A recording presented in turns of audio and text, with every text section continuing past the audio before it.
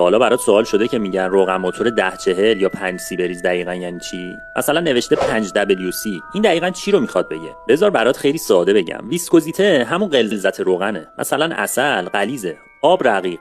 در مورد روغن موتور هم همینطوره. روغنی که غلیظه تو سرما سفت میشه و سخت‌تر پمپاژ میشه، ولی روغن رقیق زود راه میفته و سریع میرسه به همه جای موتور.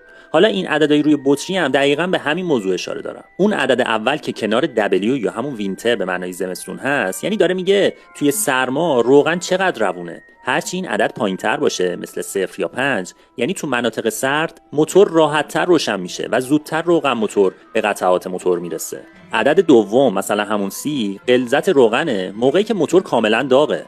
پس مثلا روغن 5C یعنی توی سرما روونه و وقتی هم داغ بشه اونقدر سفت نیست که حرکت روغن سخت بشه. حالا نکته باحال اینه که یه سری روغنای جدید اومده که دیگه لازم نیست فصل به فصل عوض بشن و بهشون میگن مولتی گرید، یعنی هم تو سرما خوبن هم تو گرما. تکنولوژیشون هم پلیمریه که باعث میشه تو هر دمایی یه رفتار مشخص داشته باشن. هرچی فاصله بین این دو عدد بیشتر باشه، مثلا 0.50، یعنی مواد پلیمری بیشتری داره و اگه موتور خیلی کثیف باشه یا دیر به دیر روغن عوض کنی، این مواد میتونن با رسوبات ترکیبیشون برات دردسر درست کنن. بخوام بهت خلاصه بگم، اگه تو مناطق سردسیری زندگی می‌کنی، برو سراغ روغنایی که عدد پایین‌تر کنار W دارن، و اگه جاهای گرمسیری هستی اون عدد دوم برات مهم‌تره و باید بالاتر باشه و روغن باید یه جورایی غلیظتر باشه.